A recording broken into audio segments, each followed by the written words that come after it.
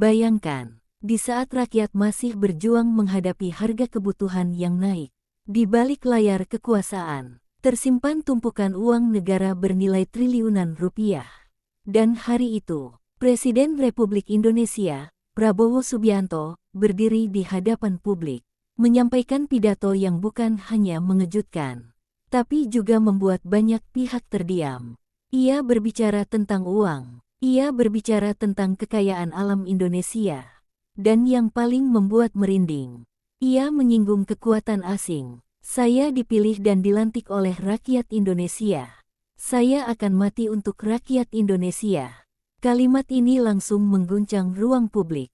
Apa sebenarnya yang sedang terjadi? Dan mengapa pidato ini dianggap sebagai salah satu pidato paling keras Prabowo sejak menjabat presiden?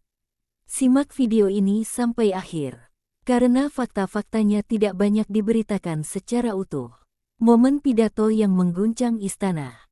Pidato ini disampaikan dalam acara penyerahan hasil penyelamatan keuangan negara, yang nilainya mencapai 6,6 triliun rupiah. Hasil kerja Satuan Tugas Penertiban Kawasan Hutan Satgas PKH. Namun yang membuat publik terkejut bukan hanya angka tersebut, melainkan nada bicara Presiden Prabowo, yang terlihat jauh lebih tegas, lebih keras, dan penuh emosi. Bukan pidato seremonial, bukan pidato basa-basi, tapi pidato yang seperti peringatan keras. Tumpukan uang negara, dari mana asalnya? Uang triliunan rupiah ini bukan uang biasa. Ini adalah uang negara yang berhasil diselamatkan dari praktik-praktik penguasaan lahan, hutan, dan sumber daya alam yang selama ini merugikan Indonesia. Lahan-lahan yang seharusnya menjadi milik negara justru dikuasai oleh segelintir pihak. Dan inilah yang kemudian membuka pertanyaan besar, siapa yang sebenarnya diuntungkan selama ini? Kalimat Prabowo yang membuat merinding. Di tengah pidatonya, Prabowo mengucapkan kalimat yang kini viral. Kalau saya bicara kekuatan asing, saya diketawain. Saya tidak peduli. Kalimat ini bukan sekadar retorika. Ini adalah sinyal perlawanan. Prabowo seakan ingin mengatakan bahwa Indonesia terlalu lama diam, terlalu lama membiarkan kekayaannya diambil, tanpa perlawanan yang nyata. Kekuatan asing, nyata atau sekadar narasi. Isu kekuatan asing bukan hal baru, namun jarang ada presiden yang mengatakannya secara terang-terangan di depan publik. Kekuatan asing tidak selalu datang dalam bentuk tentara. Mereka datang lewat investasi yang tidak adil, penguasaan lahan, kontrak jangka panjang, eksploitasi sumber daya alam, dan seringkali rakyat hanya menerima dampaknya tanpa menikmati hasilnya. Pesan tersirat untuk elit dalam negeri. Pidato ini bukan hanya ditujukan kepada pihak luar. Banyak yang menilai ini juga merupakan peringatan keras untuk elit dalam negeri. Elit yang bermain mata, memuluskan kepentingan tertentu, dan mengorbankan kepentingan rakyat. Kalimat Prabowo terdengar seperti pesan. Era main aman sudah selesai. Saya akan mati untuk rakyat. Kalimat ini menjadi puncak emosi pidato. Bagi pendukungnya, ini adalah bukti kesetiaan dan keberanian. Bagi pengkritiknya, ini adalah kalimat yang sangat berani, dan tentu akan membawa konsekuensi politik besar. Namun satu hal yang pasti, kalimat ini membuat rakyat mendengarkan. Reaksi publik dan media sosial. Tak butuh waktu lama, potongan pidato ini langsung viral di media sosial. Komentar pun terbagi. Ada yang terharu, ada yang mendukung penuh, ada yang skeptis, ada pula yang menantang, buktikan. Namun satu hal tak terbantahkan, pidato ini mengguncang opini publik. Apa artinya bagi masa depan Indonesia? Pidato ini bisa menjadi awal perubahan besar, atau hanya pidato berani tanpa kelanjutan. Semua tergantung tindakan selanjutnya. Apakah kekayaan alam benar-benar dikembalikan ke negara? Pelanggaran ditindak tanpa pandang bulu. Kekuatan asing benar-benar dibatasi. Inilah ujian sesungguhnya. Harapan rakyat di balik pidato keras. Rakyat tidak menuntut pidato indah.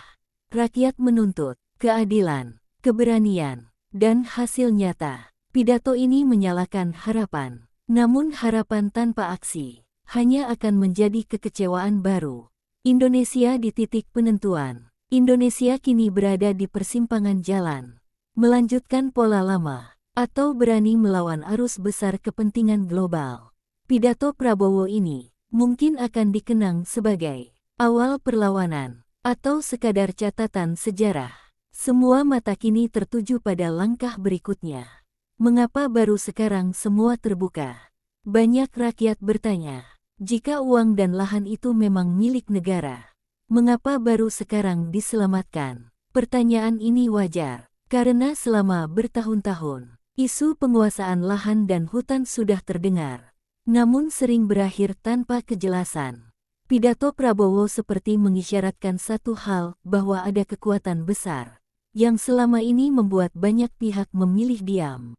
Dan hari ini, diam itu mulai diakhiri. Kekayaan alam, berkah atau kutukan. Indonesia diberkahi sumber daya alam luar biasa. Namun sejarah menunjukkan, banyak negara kaya justru terjebak dalam kutukan sumber daya alam. Kaya di atas kertas, miskin dalam kesejahteraan rakyat. Pidato ini mengajak kita bertanya, apakah Indonesia akan terus menjadi penonton? Atau akhirnya menjadi tuan di negeri sendiri. Tekanan internasional yang tak terlihat.